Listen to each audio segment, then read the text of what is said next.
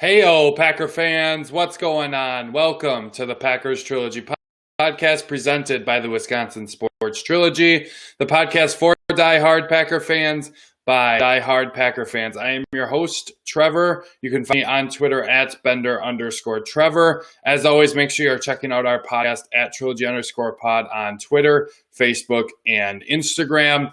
Today, I am live to talk some draft prospects for the Green Bay Packers. Obviously, the season ended, unfortunately, too quickly for the Packers this year, and now it's off-season. And what does that mean? For me, that means draft talk, and I love draft talk. I'm excited.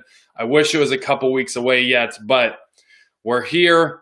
Just want to get out there and just talk a little bit about what are some names that you can start looking for, names that might be around in that time at key positions, positions of need for this team. So I just want to get right into this and just start. So in this video and podcast, I just want to look at round one options. We can dive deeper into the draft in future videos, future podcasts. But in this one, I just want to look at first round prospects for the Packers and, how these different guys can fit, all that different type of stuff. So let's get into this. I want to start at a rather exciting position. There's no rhyme or reason why it's here, but we're just going to start with wide receivers. I personally don't think the Packers are probably going to draft a first round wide receiver, but we're here. Let's talk about it because there are some exciting guys. First, in my first tier, which is tier 0, which means there's zero chance the Packers are going to draft them because they are not going to be on the board in all likelihood. Those three guys in this case are Jamar Chase, Devontae Smith, and Jalen Waddle. They're top 10 guys currently on my board. They are very close to that. I have Jamar Chase at 5, Devontae Smith at 8, Jalen Waddle at 12. So highly unlikely to see any of those three guys. Now with the deep wide receiver class last year, does that push them down the board a little bit? Maybe, but I don't think it pushes them down to 29 where the Packers will be drafting. The next tier is a tier that maybe this player could fall, and I have more faith than the other three players I just mentioned. And he's in this tier by himself, and that's Rashad Bateman. He is the wide receiver for Minnesota, and he definitely was kind of the heart and soul of that Minnesota offense at the wide receiver position. He was utilized on the boundary quite a bit in Minnesota, but he was a lot of in-breaking passing routes or patterns and things like that. So a lot of people are saying, oh, he might just be a slot guy. I don't really think that's the case. He looks like he can be a legit number one. And maybe not a number one, but a featured number 2, like a top end number 2, mid to low end number 1, somewhere in that range for Bateman. And if that's the case and the Packers are able to get him, that is phenomenal. You pair that type of talent with Devontae Adams, Allen Lazard, maybe MVS is still on the team for the deep shots. That really looks like a great wide receiver room and getting better. And then, you add other pass catchers in Robert Tonyan, Josiah DeGuara's coming back. That's really looking like a formidable group. And Rashad Bateman definitely adds a lot there. Now, like I said, he could be there but I would venture to guess that he is going to be the fourth receiver off the board, and he's going to be gone by that point. But I do think there's a chance for him. The next tier, and these are ones that I feel more comfortable saying that could be there, not saying they will, but they could be there at 29. Rondale Moore from Purdue, really, really exciting player. I just don't think the Packers are going to draft him. He is that like true slot gadget type of player, very electric, but he has had some health issues. He really is a great, great weapon, but with the injuries and with that not really fitting the mold of a Packers wide receiver, I am not going to spend a ton of time on him, even though he is exciting. I just don't think the Packers will be drafting him at all. So I don't want to go too far into him because he's not a Packers wide receiver, and I don't see them changing that for Rondale Moore. Now, maybe for a top end receiver like Jalen Waddle, maybe, but he does a little bit more than just that gadget slot type of receiver.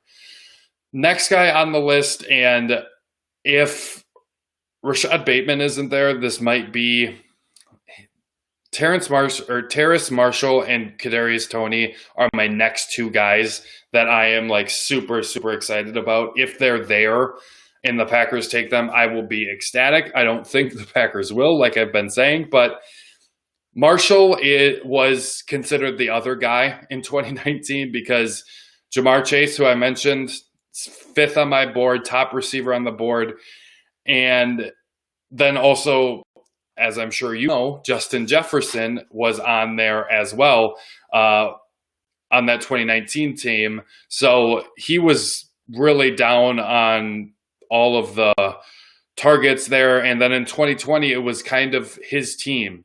And in 7 games, he averaged, in 7 games this year, in 2020, he averaged more than 100 yards receiving and hauled in double-digit touchdowns this year for his second consecutive season.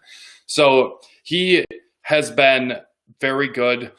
He's pretty versatile. You can have him in the slot. You can have him out wide. He does have that more size that the Packers like. They like the bigger receivers. He does have that size, that physicality. He's got good ball skills. He's got some run after the catch.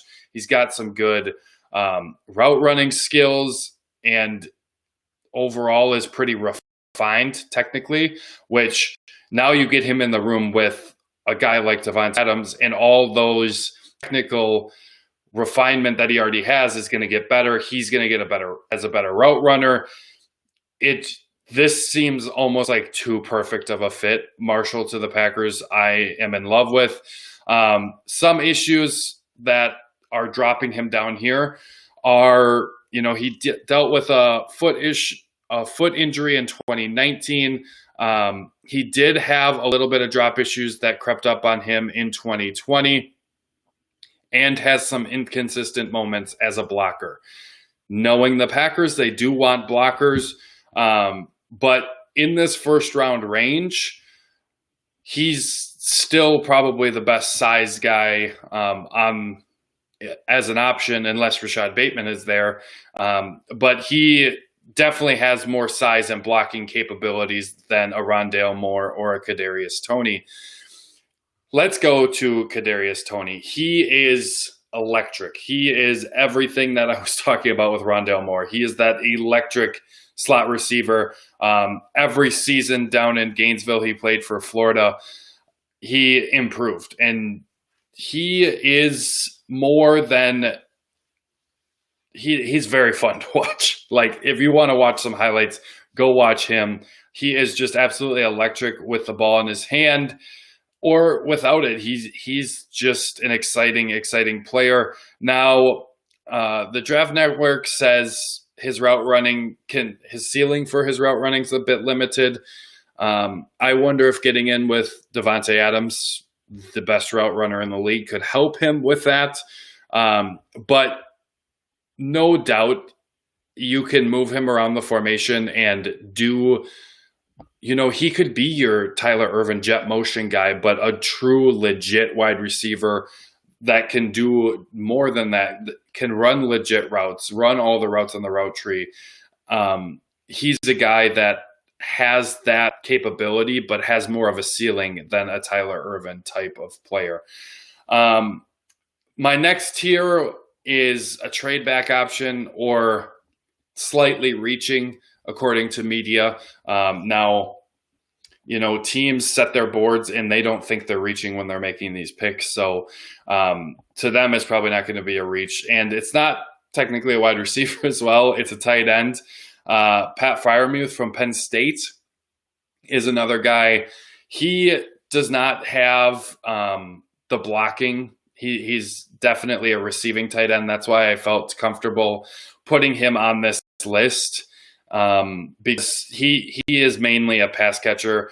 Right now I have him just outside of the first round at 34, but he is that new age tight end that's going to help in the pass game. He's going to be a mismatch. Again, doesn't have a lot of that blocking, but a guy like Robert Tonyan didn't have a lot of blocking when he came into the Packers organization as well. So that could be an option. I do not think the Packers aren't going to draft a wide receiver in the first round. I really don't think they're drafting a tight end. But Freiermuth does have some interesting things that could help this team. So I wanted to mention him there. Next group that I want to get into is offensive linemen. We'll start with that tier 0 again, the guys that are more than likely not going to be there. For sure, Penei Sewell is not going to be there. Rashawn Slater, Christian Darrisaw, I do not believe are going to be there either. All tackles there. The next one that could be there, but I don't think so. Based on my board, I would guess not. Samuel Cosmi, the offensive tackle from Texas.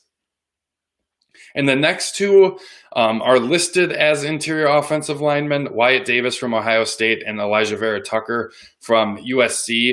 So Vera Tucker, I think, is going to be off the board strictly because of his versatility. He played tackle at USC. He played interior at USC. He has some of that versatility. I think that's going to rise him up a little bit. Wyatt Davis is the best guard in the class by a lot of people's standards. I have him at 22nd. Elijah Vera Tucker's at 25, so it's not crazy that the Packers might get a chance at him at 29. But I do think, like I said, that versatility might drive him up a little bit. Some other guys that I want to mention here in the next tier. So the guys that I think there's a good chance that they could be available. First and foremost, Alex Leatherwood, offensive tackle from Alabama. He has experience at guard and tackle as well, so he has some of that versatility that I was talking about with Vera Tucker. And he does have pretty good strength as a run blocker. He is able to drive out of defenders out of the areas, all that kind of stuff. The issue with him is as a pass protector. He has to clean up that area of his game and be able to do a better job with some of those pass rushers. So to me, I don't know how much of a fit Leatherwood would be for the Packers, even though he's going to be on the right side. That's typically a more run-focused tackle, but you still got to do the job. And we saw when our tackles were struggling this year, when David Bakhtiari hasn't been in there, it was really both sides. Billy Turner and Rick Wagner at times both struggled. And it was still impactful, even if the pressure was coming off the right side. So I wouldn't absolutely love this pick, but he is rated on my board 28th and slightly higher than the next guy who is ranked at 32, which I would actually like more. Jalen Mayfield, tackle from Michigan. So Mayfield, I'm not really 100% sure what the reason is why he's so far down this list. I am using a consensus board that has 12, so it's not truly my board. I haven't watched all of these players and that type of thing, but it goes through 12 different internet boards, kind of compiles them, puts them in one. To me, I would have Mayfield above Leatherwood because he's a guy that his pass blocking is better. You know, he's had to go through top 50 picks. He had to block Chase Young, you know, being a Big Ten tackle. He had to block Chase Young. Yatir Gross-Matos from last year was a top 50 pick. You know, he's got Jason away from Penn State that's in this draft as an edge rusher. You know, there's been some guys that he's had to handle with from a pass rushing standpoint, especially in 2019. And the thing that I think has been pushing him down, which I don't know if it'll push down on teams' draft boards, was the shortened sample size for the 2020 Big Ten season. He played in just 2 games this season and will just have 15 starts under his belt at Michigan. So I do believe that's why he's pushing down the board. But I'm getting this from the Draft Network. They said he looked dominant, looked like a much more refined prospect in 2020. And this particular draft analyst says, I think Mayfield is a high-level right tackle prospect who could be trained to switch sides so he could play right or left. And also, he thinks that there's a possibility that he is a high-level guard in this league as well. So to me, as tackle is going to be an area of need, you know, you got to fill that hole that Brian Bulaga left. I think, you know, between Billy Turner and Rick Wagner, they can do it in the short term, but you kind of need a long-term answer here. I think Mayfield could be that guy. And if he's on the board, he's definitely a guy that I am going to be looking at for the Packers to draft because he's one that's pretty high up on my list. I have another tier that trade back or a slight reach in this situation. So Liam Eichenberg, offensive tackle for Notre Dame, and they start their description off with he's an NFL-ready starting left tackle. So he's NFL-ready. Maybe he doesn't have quite that ceiling, but you know, at the same time, he's NFL ready. He's ready to go. He could be your right tackle. I'm guessing if he can play left, he can play right as well, especially in the Packers scheme. Some other guys to keep an eye on, interior guys, Creed Humphrey from Oklahoma and Trey Smith from Alabama. Moving ahead, I want to talk a little bit about defensive line. This is another position I don't think the Packers are going to draft in the first round. This is a position, you know, round 3, 4, 5 would be where I would expect the Packers to take guys because we just haven't seen them in recent years, really ever, them try to go take a defensive lineman. So I would be surprised if this is a position that they look at, and especially considering at least at the top, you know, the top first round talent, not a lot there. Christian Barmore on my big board. I'll share that with you guys here so you can see. He is 20th on this board. And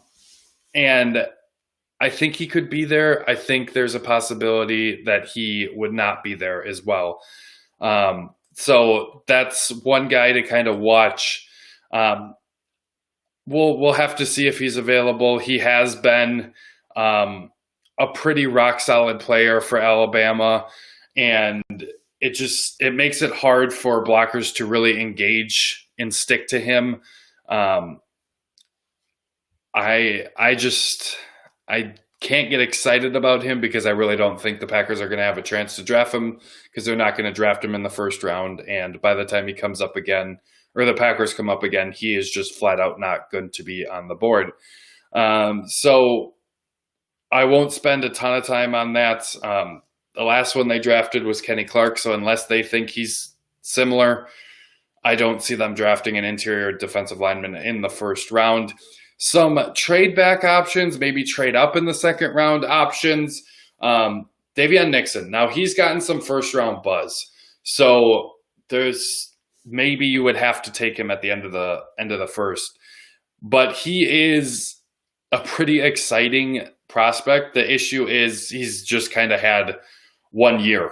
Hasn't had any consistency when in regards to that.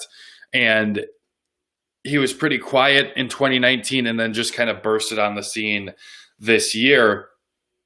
So he's a guy that has some good burst, can wreak some havoc in the backfield. And he is probably the one that can create the most splash plays. And that could be the reason, his potential, what he can do. Maybe it's not ultra consistent, but the splash plays that he is able to make, is that worth it to another team more than it would be for the Packers? So he could be a first-round talent. As of right now, I don't have him quite that high on my board. As you can see here, I have him at 41, right after Kadarius Toney. So similar level of a player, but he's another guy that really, truly, he is pretty exciting as well. So another guy to look out for there in Davion Nixon. Some other guys I want to briefly mention, Levi Anaworski, and I know I butchered that. He's the interior defensive lineman from Washington. He looks more like maybe an interior rusher. He has some of that quickness, some of that athleticism that could help him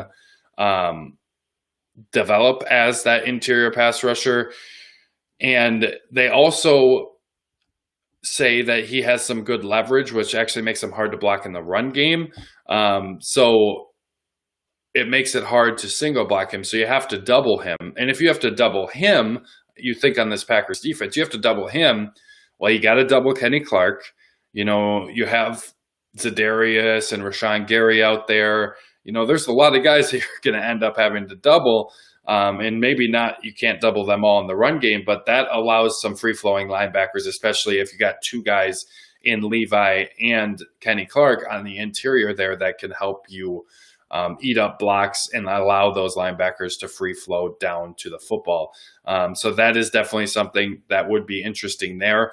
He is a little bit lower than Davion Nixon on my board.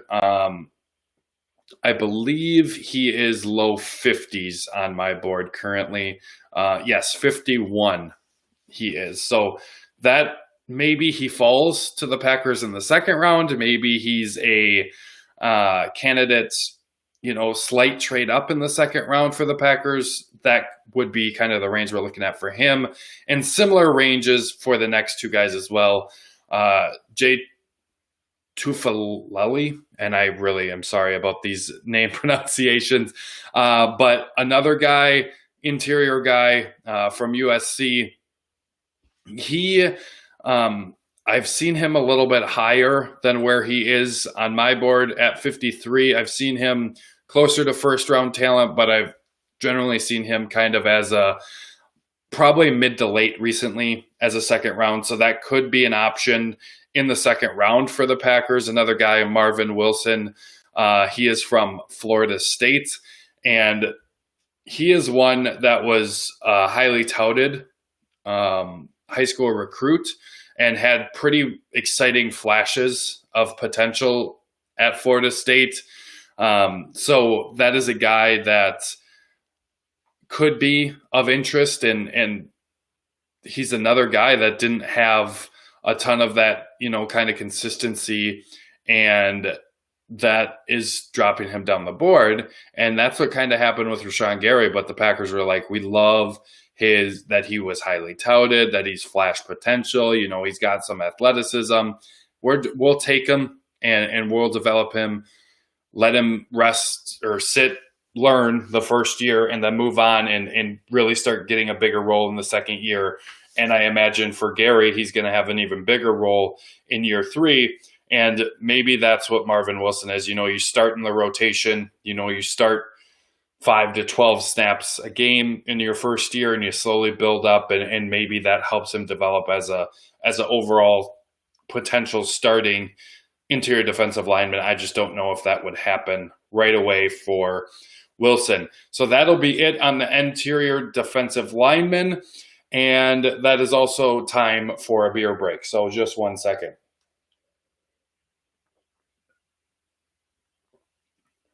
So I think this next group is still a need, and that's kind of what I've been focusing on. I think offensively, in the first round, wide receiver, offensive lineman, mainly tackle. The Packers are not going to take a guard in the first round. And defensively, we went interior defensive lineman, and the next one that works closely with that is linebacker. That 0 tier, Micah Parsons, top 10 talent. I believe right now I have him at 6. So I have him at 6. So he is going to be gone by that point. He is a very, very exciting player, potential field tilting type of player there from Penn State. Not going to be on the board. A guy that more than likely is not going to be on the board is from Notre Dame, Jeremiah Owusu-Koramoah. He is another very exciting player. He's not quite to the level of a Micah Parsons, but he is very exciting. He has some crazy explosion in his game. He is likely going to be an impact defender in that second level at the next level. I do think he is going to be a very good linebacker prospect, and one that if he gets there, this is a guy that I'm saying, okay, Packers, if he's there, it's like almost a can't pass on because he is that exciting. He has some instincts. He's got the athleticism, the explosion. He could be a very exciting prospect. I don't think he's going to be there, unfortunately.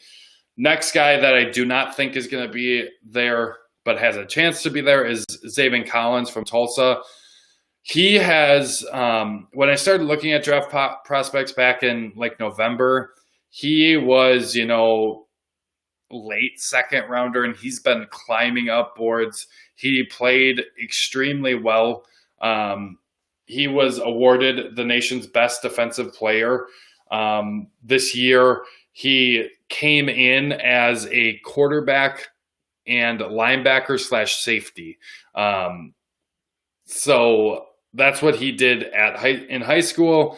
Tulsa was the only Division I program to give him a scholarship, and then he just goes out and wins the best defensive player in the year in 2020. He's got some size, length. He's got the intelligence. The versatility is the big thing with him, and that's the reason I don't think he is going to be on the board at 29 when the Packers pick, because he can line up and be an edge rusher. Some draft outlets have him as an edge rusher.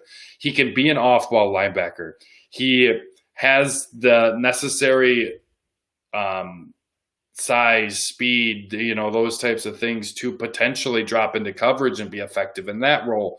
He is just so versatile, and he's also explosive and a great player. So I really do not think he's going to be there, but another one that if he is there, I think the Packers should really consider taking.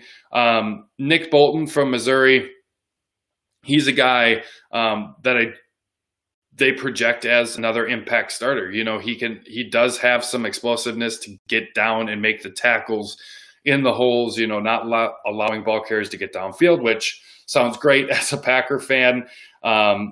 So, that's definitely a guy to consider as well. And like I said, he's more likely to be there than the other guys that we were mentioning. I have him at 33, so there's probably a pretty good chance that he's there. But a guy to watch, I think if it was me, I would, if it was Owusu-Koramoah or Collins available, I would take them, but I don't know if I'd take any of these other ones in the first round, even though I love Nick Bolton. He's really exciting. He has prowess in zone coverage. He can drive on some of those shallow routes and make plays that way. He can come up and make those explosive downhill tackles, those types of things. So he's a guy that's exciting. I just don't know if it's worth that first pick. Dylan Moses, another guy that I think would be a good fit on this Packers team. I just don't know if it's round one. If he falls and they get him in the second round, I think that would be incredible. I have him at 48 on my big board. So, not phenomenal, but that's it. If there's a chance, maybe he does fall back, or maybe the Packers can trade back and get some extra picks and then take a guy like Dylan Moses. He's very well experienced at Alabama, hyper athletic. He's agile, fast flowing type of guy. He would probably be of this kind of second tier that we're talking about, the Nick Bolton, Dylan Moses. He would probably be the guy I prefer. I like that, fast flowing nature. We saw how Levante David, Devin White can affect this team. There's been different examples throughout the last year or two that fast flowing linebackers can hamper an offense like this, or really any offense. So Dylan Moses is kind of that guy. If they can either trade back or maybe have him fall to them in the second round, I think that would be absolutely great there for the Packers. The next one is a hard one because it's one that I think is number one need for the Packers. I just don't think there's going to be anyone worthy in the first round for the Packers. So that is cornerback. Our tier 0, again, guys that are not going to be there, both top 10 talents in Patrick Surtain and Caleb Farley. Just, they're not going to be there. Surtain is incredible. Farley is incredible. Right here, again, that's 7 and 9 there. Now, we go down the board a little bit. J.C. Horn. J.C. Horn is the next guy, right? Have him at 17 right now, cornerback from South Carolina. He is the guy that if he falls, I don't care. Well, I will, never mind. Of the guys I've spoken about in detail in this video so far, if J.C. Horn's there, I'd take him over all of them because he fits a need, one, and he fits a very important need. Cornerback is a very premier position, so he fits a very important need. It's something, and he's the third cornerback in this draft, and there is a huge drop-off from J.C. Horn to the next guy. I think, they talk about him as his issue is in zone coverage, like he's a man corner, and I can get behind that. Let's run man, because now you get J.C. Horn, you have Jair Alexander on the other side. You find some slot corner to figure it out. You drop robber coverage with a linebacker. You bring Darnell Savage down to help in the middle of the field there. You have a safety over the top or something. We could figure it out. If we got J.C. Horn on one side and Jair Alexander on the other side, that would be absolutely incredible. That's a guy, like I said, as long as it's not like for some reason those tier zeros that I've been talking about are falling, like in someone else just has insanely more talent. I don't think that's possible, because to me, if J.C. Horn's there, he's more than likely going to be the most talented player on the board. And if that's the case at a premier position and one that could really help solidify this defense and solidify this team, that you got to take him. J.C. Horn is my number one if he could be there. I do not have a lot of faith that is going to be the case, though, because if it's a key position for the Packers, cornerback, it's a key position for a lot of different teams. My tier 2, which has been, those likely players likely to be there, I have no one in that tier. It's J.C. Horn and a massive drop-off. So the next options are trade back or second round options. Shaun Wade, cornerback from Ohio State. He was like as high as like a top 10 talent at one point. And he's been falling because he doesn't possess the capability of being an outside corner.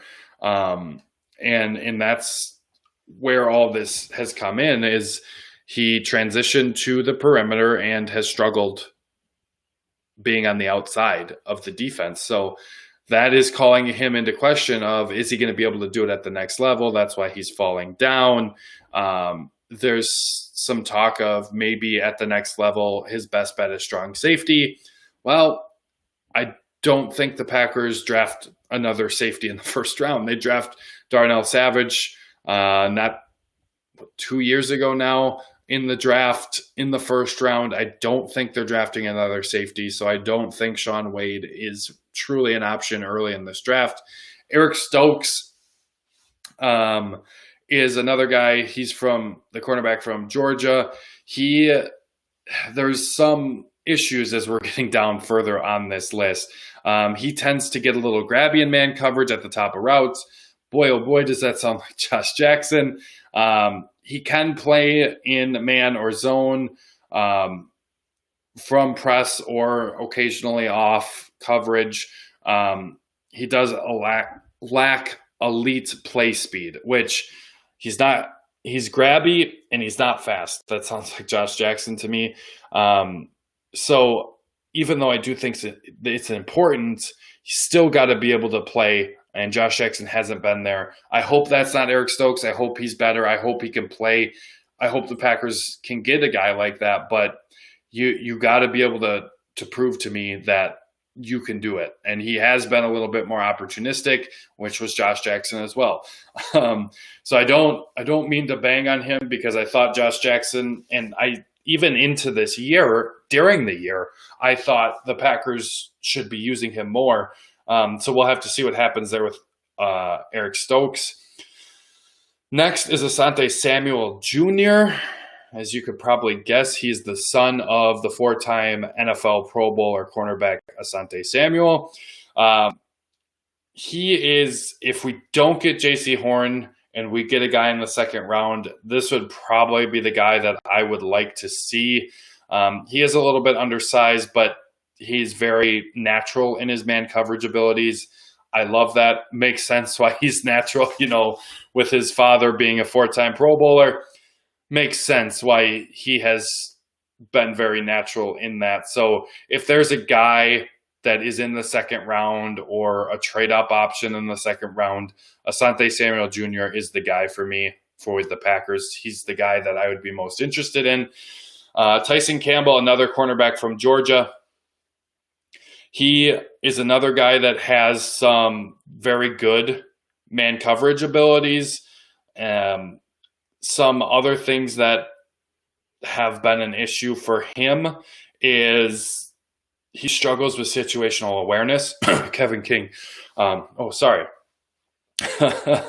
I do think that is concerning. If he's a very good cover corner and, they can coach out of the situational awareness stuff and teach him a little bit more, that would be good. He does have very good athleticism. And really, truly, they also say he's got the NFL body type and frame. And the Packers, they are very by the books with some of that stuff. So that'll be interesting to watch. He's another guy. If it's not Asante Samuel, Tyson Campbell is another guy that I would be definitely okay with. Last one I want to mention on this video is Paulson Adubo. He plays with very good athleticism. And that's good. That's important at that position to have that athleticism.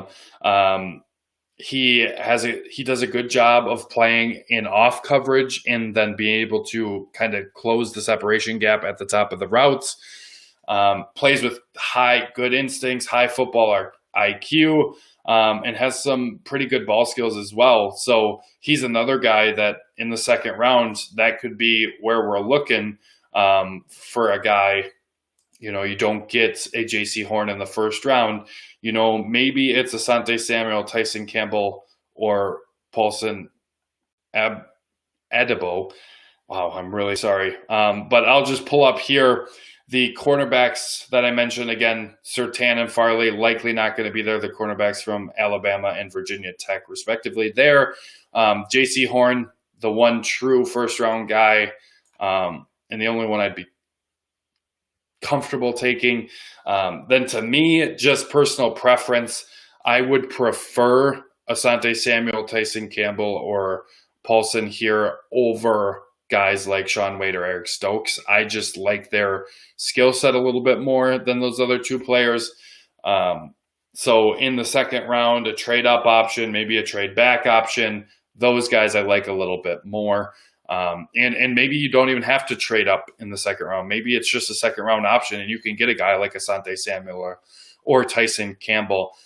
So I just wanted to go through, talk a little bit about the players that you should start looking for, and guys that could be available for this Packers team in round one.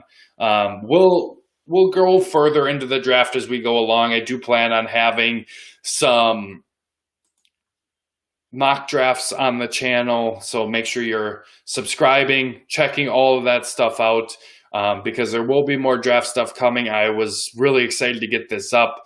I love talking draft, and I'm excited to talk more draft, get some more community. Let me know what you guys are thinking. Who do you want for the Packers to draft at 29? Is it receiver? Is it offensive line? I mean, probably not, but it's up there in terms of need for this Packers team. To me, if J.C. Horn's not there, offensive lineman is one position you have to be looking at very heavily.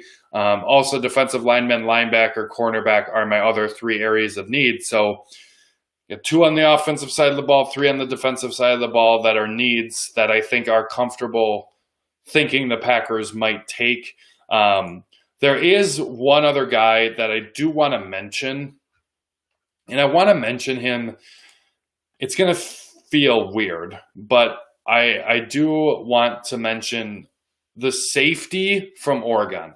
Now, he does have some versatility. Some draft outlets are putting him as a cornerback. Some are putting him as a safety. He's probably going to be a safety in the NFL, but he has the ability to, be that slot corner. So maybe I have him at 49. So maybe it's, for me, let's say we go Jalen Mayfield, the offensive tackle from Michigan, and then you go Javon Holland in the second round.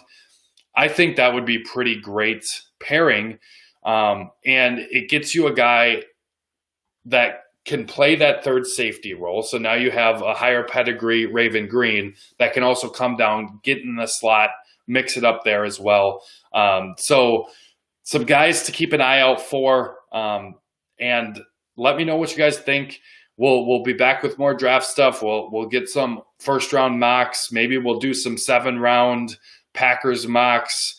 Do it live on the channel. Come check it out. Subscribe. Let us know how we're doing. Let us know what you want to see. And until next time, go Pack.